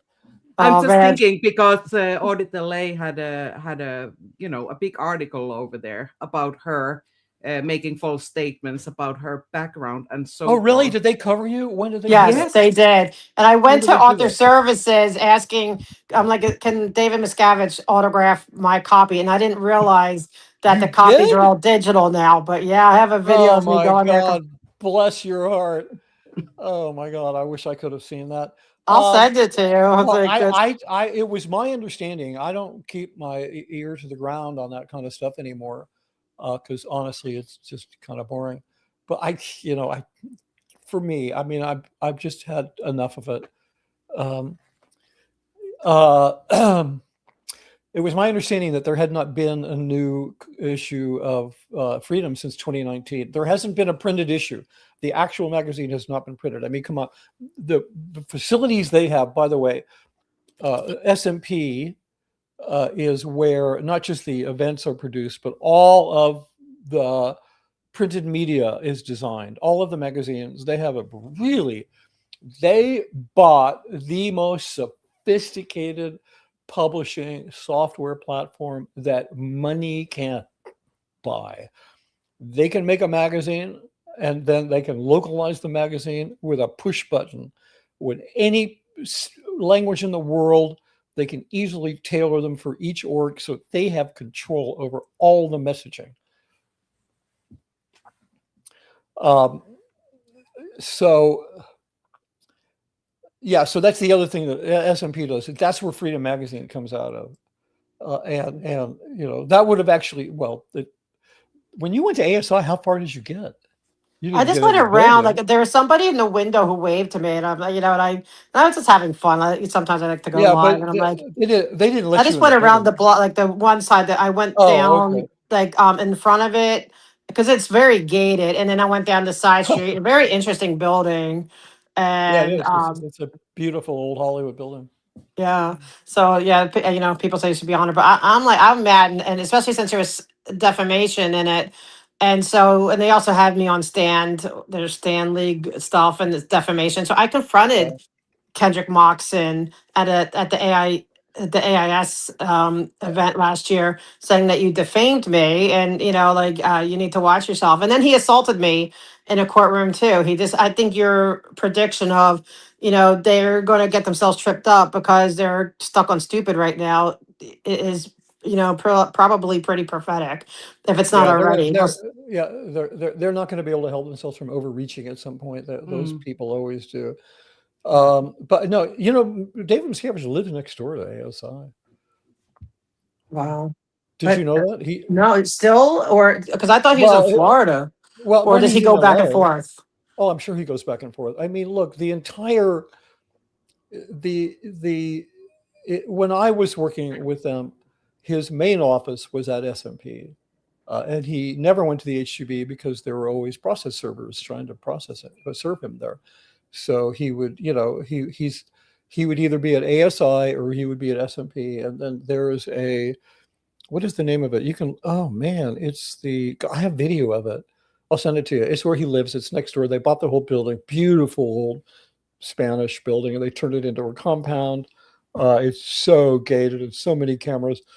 And I'm sure he stays there when he's out in LA. I mean, the events are produced, excuse me, the events are produced at S&P. So he would have to be in some kind of very close communication with them because they're producing the events and he micromanages the events. And they're not going to spend $100 million on a facility. Well, that's not true. They would that and then abandon it there's no way they're going to produce the events in Clearwater. And that is the number one thing that drives their income or events. I think the last I heard, God, this would be in like 2015, maybe. A guy named Dan Sherman, who was the L. Ron Hubbard biographer, who died a couple of years ago. He essentially was Miscavige's number one speechwriter, and they were putting him through a purification program because he got himself addicted to opiates. Yes, the L. Ron Hubbard biographer was an opiate addict. He got into that because he has crippling arthritis, started taking painkillers, got completely strung out, was like waving a loaded 38 in staff members' faces and being completely psychotic. A lot of crazy behind the scenes stuff. Miscavige put his foot down and said, Danny's going to do a pure up. Mitch, your friends, you're going to be his twin. So I got to be his twin on a pure up that I didn't need to do. Not that anybody does need to do it. But it was we were doing it during the time he was writing the IES event. And I believe it was, what's her name? Also another Linda, who's head of the IIS. She was would be there pretty much every day. And the chatter that I heard was that they would expect to make about $3 million off of that event in donations. So that's a pretty hefty 3 or 4 days worth of donations. So those events are super, super important to them. They make more money off the IIS event than any other event. Oh wow! Yeah, But you were talking about Freedom Magazine. So Freedom Magazine is one of the things. It used to be at OSA, the actual unit, right? And then they moved it. It was a tug of war. There was a couple of tug of wars. There was one between S&P and Gold, and there was one between OSA and S&P. And the OSA S&P one was, where is Freedom Magazine going to be? Where are we going to locate them? Well, they were building just beautiful offices at S&P for Freedom Magazine, and they had this incredibly potent, powerful magazine publishing software platform, and they have one of the world's grandest print-on-demand facilities in LA. So this is why I'm surprised that it's just digital, because they have the means to print this for nothing and to mail it for nothing. But for some reason, they don't do it anymore. I don't know why. So anyway, Freedom Magazine has traditionally always had outside journalists working for it. I don't know if you're aware of that. It's not just No. SEER members. Yeah, No. they've always hired outside journalists, and the reason they do this, if you go back, I'll see if I can. If you go back online, they're online. Look at some of the Freedom magazines prior to the one they did after. What do you call it? The big magazine, the one where they went after Marty and Mike Rinder and the Tampa Bay Times, or yeah, but they did the Freedom one after that. And so if you look at any earlier than that, you'll see there's a bunch of articles by journalists that are totally legit. There are ones about a drought and ones about a genocide, and one like they're really legitimate articles done by legitimate journalists, like really good journalists. And and then they would do some stuff about Scientology's, what they call the social betterment campaigns, which are, like the way to happiness and literacy and the volunteer ministers. If you just look at Freedom Magazine, it was like a safe pointing rag, if you know what I mean. Like it was fully intended to safe point the public. Look at the good things we do. Like it was, they were so successful in that. There is a YouTube channel and a radio station you may be familiar with. It's called Democracy Now! It's run by a very, very famous journalist by the name of Amy Goodman. And in the 90s, Amy Goodman had two spokespersons from OSA talking about Freedom Magazine articles on her show. This is one of the most liberal, human rights oriented, legitimate shows of all time. So they really kind of pulled this off. Like they had this rag that made them look good. And then if you look at the post Tampa Bay Times story, Miscavige turned it into just like a beer bottle that he could throw at his enemies, right? So they would do an article about you. Like that's not in the public interest anymore. So he's kind of destroyed the original purpose of it. When I was working at S&P, there were 5 journalists there who were not Scientologists. I'm not going to mention their names because they do not.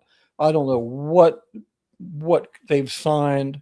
But 4 of the 5 quit, and I know this for a fact because the 2 most important ones I knew when I was there and was friendly with, and I have spoken with them since I left. And they both told me the same thing. They left because they could not stand David Miscavige.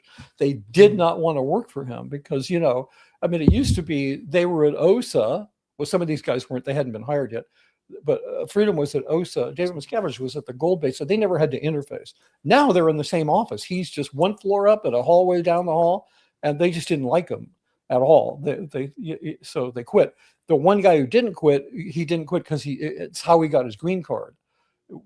He got a job with Scientology. He didn't want to go back to his country until he solved the problem. So Freedom's a disaster. S&P, I should say. The way that Miscavige sold it to the rich donors was that it was going to be Freedom Magazine on television. It was going to be Freedom TV. I have pictures. They're even on the Scientology channel website. I don't know why they haven't taken it down.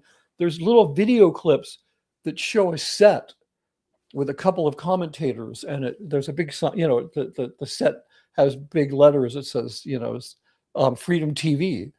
It just never happened, basically because who would watch it? But the whole reason that he started that was to go after his enemies. He's like, they go after me in the press. Well, I'm just going to have my own station and I'll go after them. He forgot to think about, but who's going to watch it? Only Scientologists are going to watch it. So how is that productively going to be you going after your enemies? You're like, you're just shouting inside of a bubble, inside of an echo chamber. Mm-hmm. So, I can tell you, this is, I'll tell you one story that I love this story. Okay, so I was there was one particular guy, one of these journalists, who um, told me that another one of the ones who I had been quite friendly with, and this guy, I mean, there's a Wikipedia page on him. He's done some very notable things. He's done some very notable things in broadcast as a on-camera journalist himself. But I know he doesn't want to, whatever. So the one guy was, I reached out to him because I wanted confirmation on a story. I knew that he had left and I wanted confirmation on a story. And it's a long story. We can do another stream on it. It's a story about how OSA hired a writer to work for Freedom who was snorting cocaine in the bathroom at the HGB. Right. And this was just not a good thing because the idea that David Miscavige would go in a meeting with somebody who had cocaine in his pocket, this is like, oh my God, no. So it's a whole long story. I'll tell you a little thing. I've written about it. I mean, I think I wrote, but so I talked to this guy to get confirmation. He's like, yeah, it happened, but I don't want to really out the guy because he had a problem and he's got help now and he's sober. So, but I mean, the tragedy is that Scientology wouldn't help him because it's kind of, if you're an employer and one of your employees is in trouble and you say you are running the #1 drug rehab operation in the world, you'd think you'd want to help the guy instead of like, giving him $100,000 to shut up about being fired. Okay. So anyway, and why he was fired, because it was basically against the law. So anyway, yeah. No, go ahead. I'm sorry. So I was talking, so this journalist, he said, so this other guy wants to talk to you. So that I called him up, I was happy to talk to him because we had been friends. And he had been given the job of launching the Scientology, the Freedom TV initiative, which never happened. But he'd also been given the job of writing a biography about David Miscavige, right? And so he was traveling around with him, and he was in, he happened to be, he was in Clearwater with Miscavige, and he was interviewing Tom Cruise about Miscavige. And during the course of his time in Clearwater, he was asking people, hey, do you know how I can reach, oh my God, my brain just completely froze up. An executive who had just recently died. Norman Starkey is his name. Norman Starkey was L. Ron Hubbard's right arm, literally on the ship as a naval term. He was the only person who captained the ship other than Hubbard. Norman Starkey was an incredibly important executive in Scientology. And so this journalist felt he needed to interview him to get a full picture of David Miscavige, right? And so he kept getting these really weird, oh, well, he's in England, oh, he's not available, oh, he's here, oh, he's there, right? So this journalist says, okay, so he says he's back at Scientology Media Productions and he's having lunch with this person I mentioned, Dan Sherman, who was the biographer. And he says to Dan, hey, look, I really need to talk to Norman Starkey. And Danny looks at him and says, he's dead. Okay, so that's how I found out he was dead, because this guy told me, and then I did a whole thing on it because they were keeping it a big secret. I mean, they did a little thing for him, but this was huge news. Norman Starkey was like L. Ron Hubbard's most trusted person on the Apollo. He'd been head of the author services. He was the trustee of Hubbard's estate. So he was like, it was a big deal. But anyway, in the course of these conversations, talking with this journalist, he's telling me about the book. And then he said, one day I said to Miscavige, in order to make this an authentic biography, we're going to need to talk about the times in which you doubted your own judgment, in which you thought you had made a mistake. He said, we can't really do a legitimate biography unless we talk about that, because every biography from JFK to, Mother Teresa to whoever, every one of those people will talk about their times of self-doubt and self-criticism. Okay, so after that meeting, that journalist was taken aside by two of Miscavige's top people and basically said, "You don't know who you're dealing with. This man has never made a mistake." And he quit. He fucking quit. He's like, "I'm done." So you got to understand the mentality, and the reverence that people have. Yeah, there's some questions for you also. I have one more question before we go to those. And of course I'll check No with problem. audit as well. But it's just I've never heard anyone ask this question from people who have had a closer relationship with David Miscavige. What does he do? What does David Miscavige's workday look like? Oh, I don't know. I never really spent a whole day with him, so I have no idea. No. It doesn't start early. I know. Okay, so when I was living at Gold, I lived in a little cottage. There's a cluster of cottages. I think there's 5 of them or 7 of them. They're called the G's, which I think stands for groundskeepers, because back when it was a resort and all that. So I lived in one of these G's, little 2-bedroom, I don't know, 1,000 square feet, with a kitchen. It's nice, right? It was cool. I was this extra bedroom. My kids would come up and visit me. And, but I got to see some interesting things living there. Like when Tom Cruise, before they built the really plush facility that Tom Cruise would live in, he stayed in the cottage next to mine. So I would see he and Nicole. It was back in those days. I met her in a couple, in the parking lot, a couple, whatever, said hi. And, then there was a period when they were building Miscavige's quarters, where he moved into one of the G's down, like it was down from mine. So if I would stand there in my kitchen in the morning making coffee, and I would see him coming home he lived there with his assistant. Like, I guess it's 2 bedrooms. That's scandalous.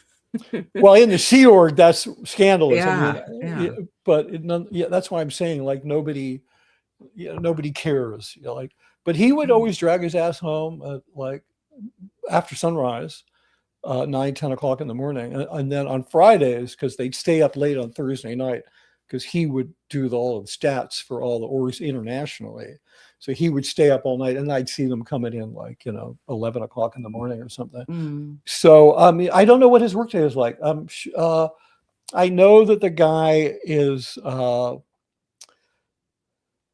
He puts on a really good show of being busy.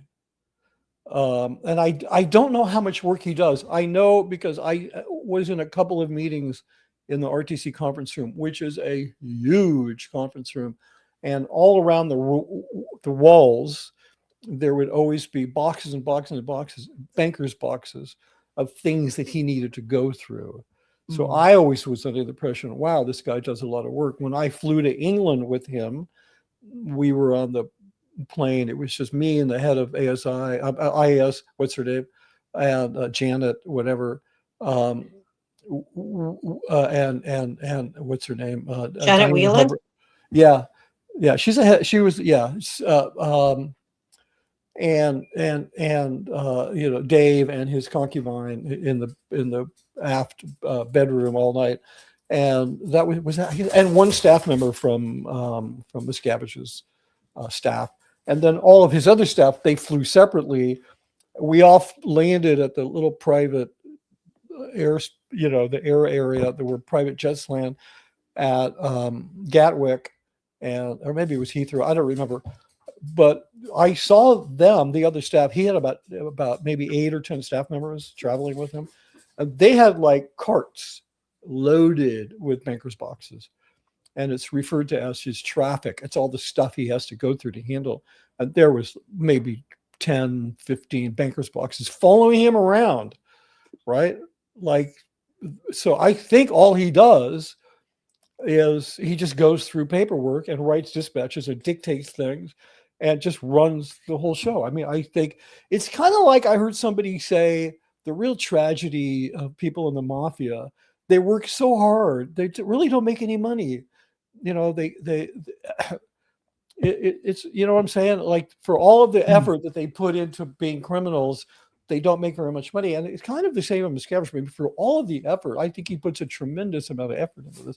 And yeah, he's making a few $100,000 a year, and he's wearing like $4,000 suits.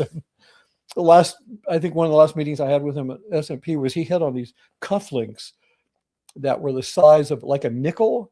And they were platinum and they were diamond bejeweled, and they had Scientology logos on them, like cufflinks.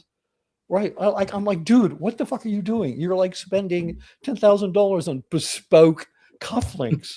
Like, what, you know, it's like you're the Pope or something. Like, where's your red satin slippers? Anyway, it was so yeah, I personally, from what I witnessed, he stays incredibly busy, just ordering people to do things and go through paperwork and to read things and you know, to make judgments about things that have pretty heavy repercussions on individuals' lives and the future of Scientology. Could you elaborate on Janet Whelan, because she's another crowd favorite? I don't really know her that much. She's the blonde. I'm trying to think. I would get these names mixed up. She was the head of the, yeah, no, I think I'm thinking of no, I'm thinking of somebody else. I'm thinking of whoever was the Sea Org member, head of the ultimate head of the IS. I just can't think of her name. I will think of it. She's blonde. She's like Swiss or Swiss German. She's not. It's not Janet Whelan. Somebody way higher than that. But I mean, she always had a $50,000 Rolex on. The gifting culture of these people is insane. They have a gift culture. We're giving each other gifts. That's like or at the top, it's like insane. Like at Gold, the staff members are required to give up part of their pay to buy Miscavige fucking presents. Like I would get like a list from his office, like, oh, here's things that COB wants for Christmas. I'm like, yeah, okay, fine. They're paying me a lot of money. I'll buy him the $700 shirt. It's just weird. Like nobody else does this kind of stuff. I mean, like he has, oh God, like cars that like Flag gave him. They gave him this Mustang. He had it parked at ASI. They cost like $250,000, $300,000. It's a custom Mustang that's built by some racing company. He had one of those that, you know, was like a gift, Christmas gift from your friends at Flag. It's nuts. Like it's weird. I call it the gifting culture, but they have this weird gifting culture. But I only say that because she would always be wearing like a $50,000 Rolex, which I'm sure she would, you know, Miscavige would give her these things for making quotas and things like that. So you don't know Janet Whelan? No, I don't. If I do, I don't know that I do, because, you know, there's a lot of people and it was a blur. But I never really had her. I've heard of her. She has a position in the IS, right?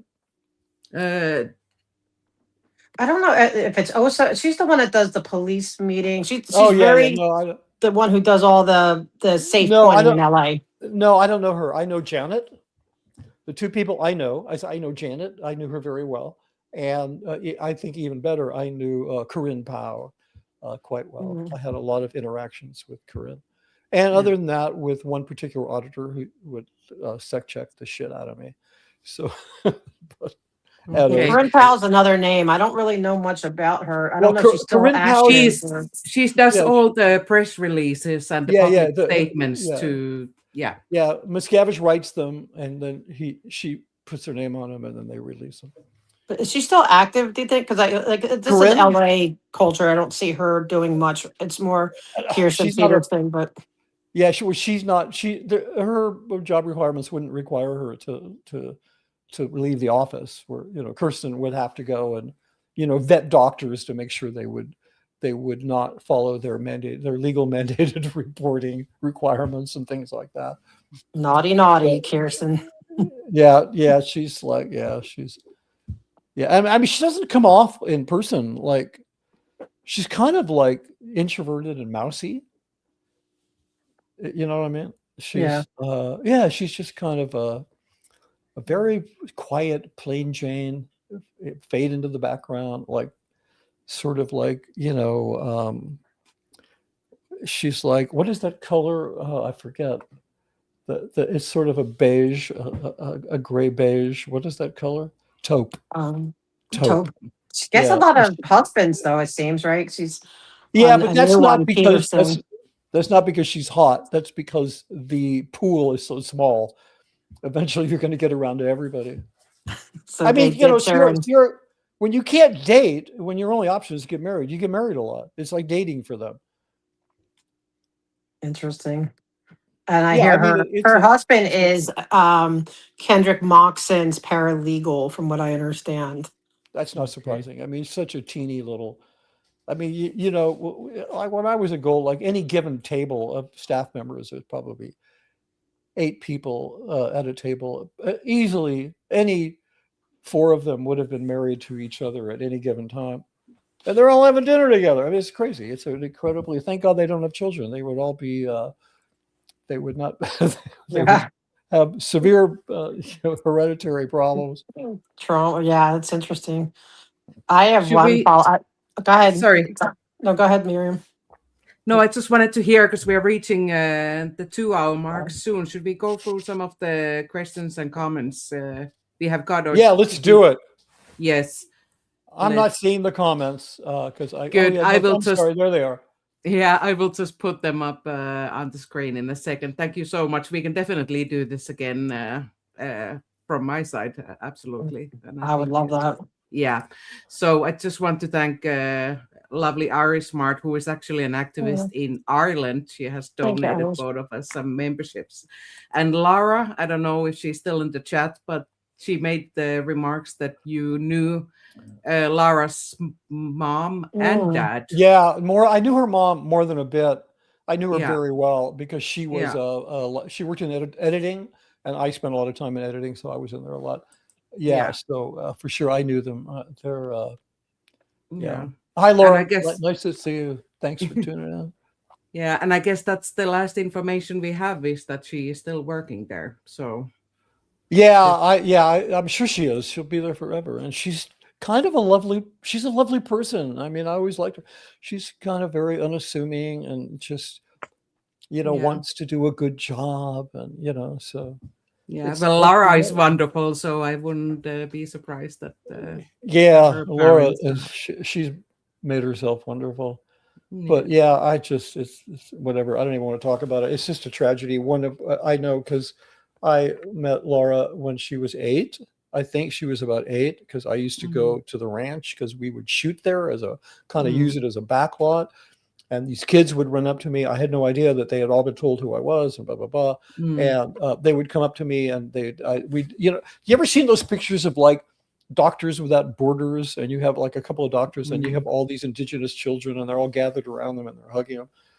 You know what I'm talking about? You ever seen a photo like that? Yeah. Yes. Yeah. Well, that's what it was like going to the ranch, all these kids.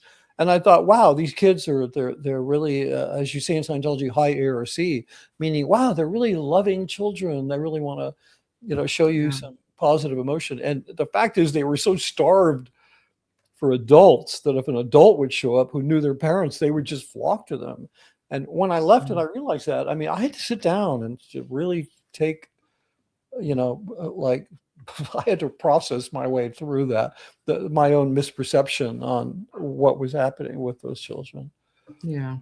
It's my motivation to horrific. fight.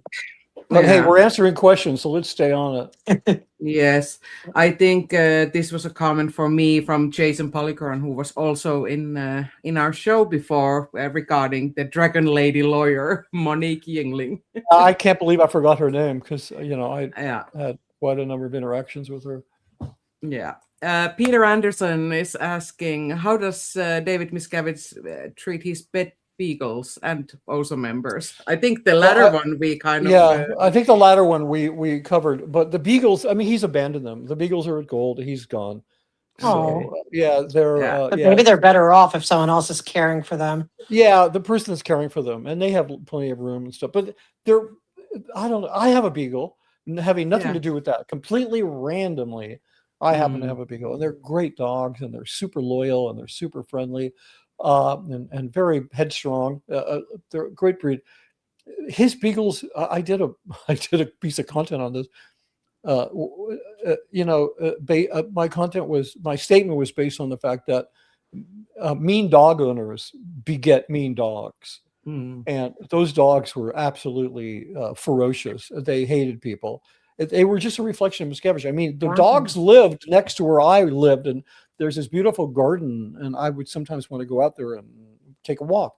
And I was attacked one time, and I just like I wasn't hurt, but I got a pair of jeans like shredded before I could get out of there. So that, but he doesn't. He's abandoned them. He's gone. He didn't take them with him. They're he's a narcissist. Well, as if that really is a thing. I don't know, but he has this narcissistic behavior, which would have animals as adornments. So they were just a decoration. Yeah. Like he was never attached to those dogs like I am to my dog, or Joe, you are to your dog. Miriam, I don't know if you have a dog. I have. Yeah. She's my child. Yeah, exactly. He's not like, well, I'm going to Florida, pack up the dogs. It's like the dogs they got abandoned. They live at Goal. And I'm sure they're better off for it. Yeah, most likely. Kelly is asking, do you know who is the head of OSA today? Well, I think it's Janet. Name used to be Janet. What was her name? No, Linda. It used to be Hamill. Linda Peters. Yeah, as far as I know. But remember, I left like early 2020. So my information might be old, but she was the one who took over after Mike Render. Okay. Kathy, thank you so much for the gifted memberships. Antics of a Mama Squirrel, also an activist here online, hosting a lot of the meetings so people can listen to our public comments and calls. Has been member for 3 months. I don't know if you're familiar with William Drummond, Captain Billy. He was a notorious activist in the 90s and early 2000s in UK. I've heard of him, but I'm not familiar. Yeah, Captain Billy. Yeah. Stating that, of course, the police has a bias for Scientology when working. And I'm telling you, just to reiterate, I think part of it is because of the situation hiring them for permits. Because it's a lot. They probably hire more cops than any Hollywood studio. So and it's like a little mafia inside the police force as to who gets the jobs. Like there's a little bit of power associated with that. So I think some of the what would you call it, the allegiance that the Hollywood substation has to Scientology is because they give them so much work on permits for films. And they think that's legit. They're not seeing anybody abuse. They're making films. It doesn't look different than a Hollywood film.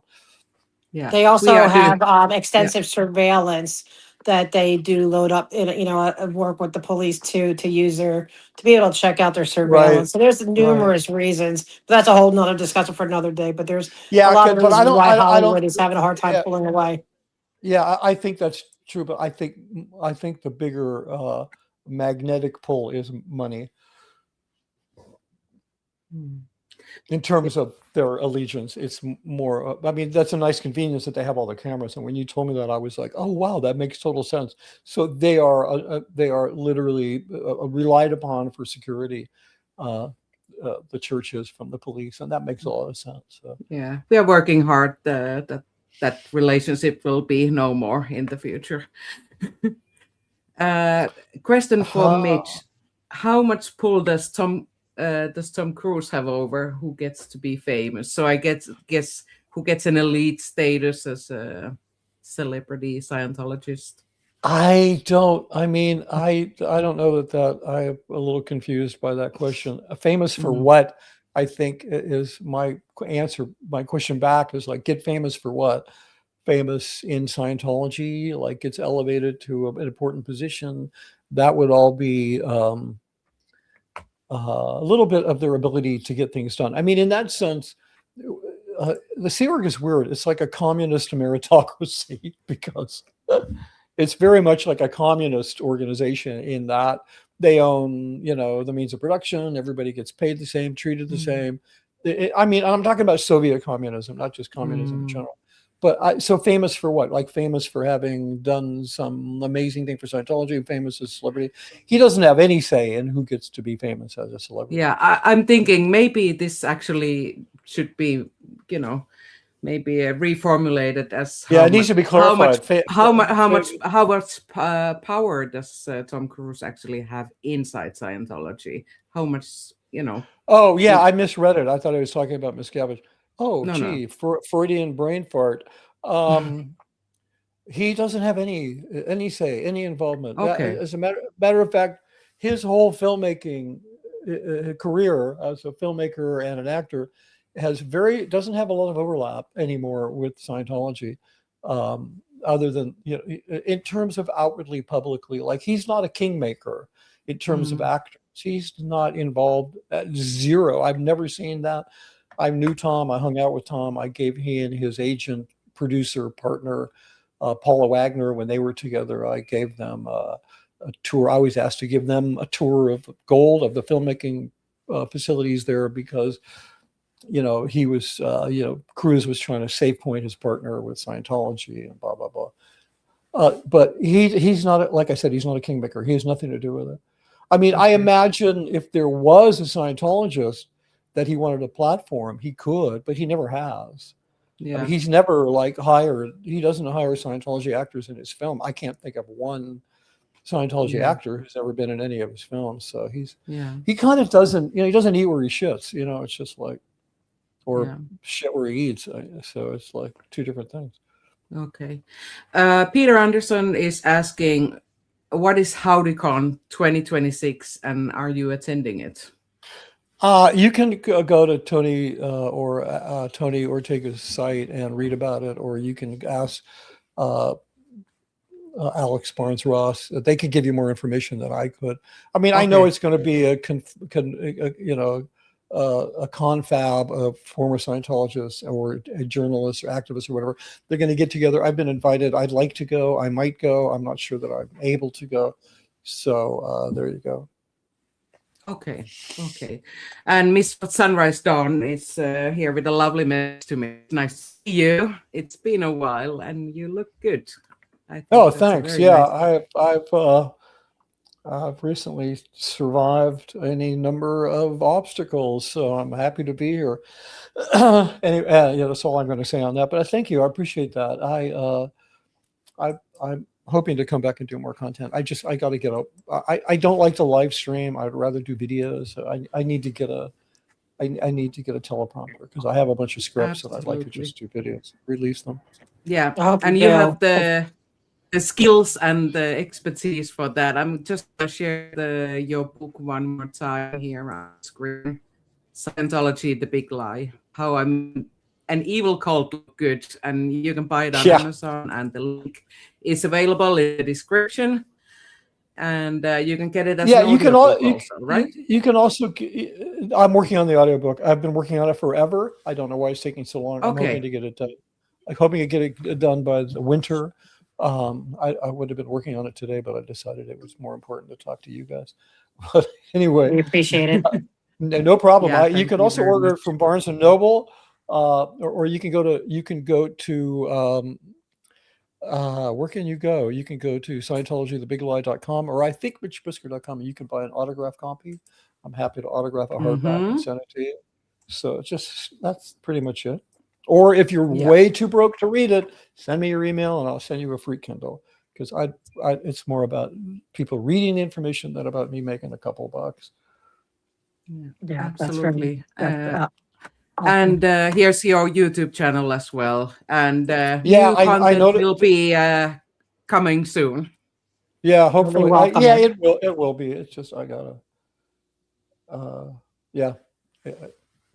Just got to get a few things sorted out.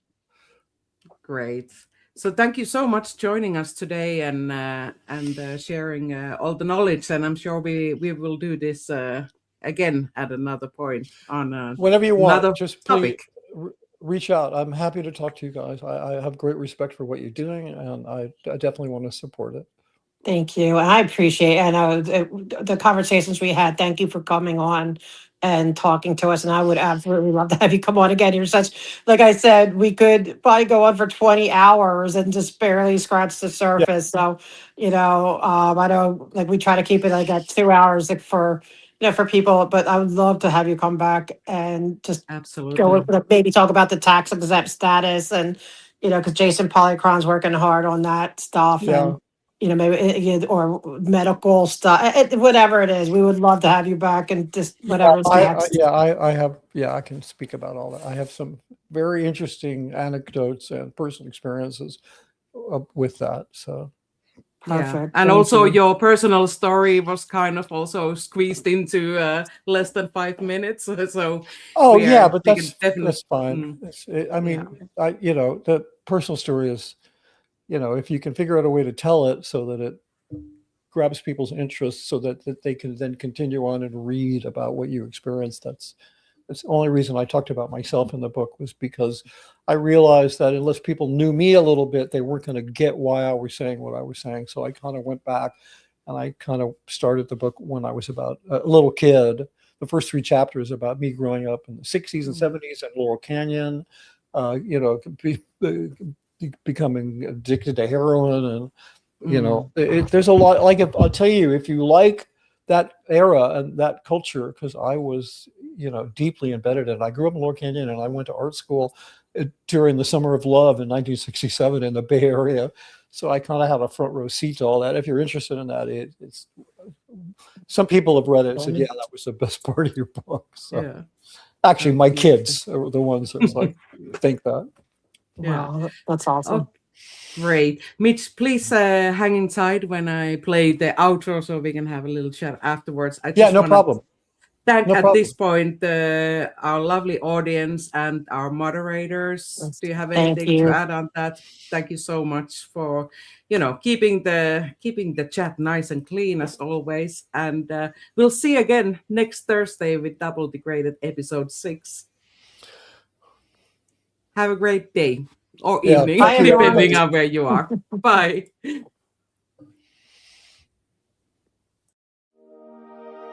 You watched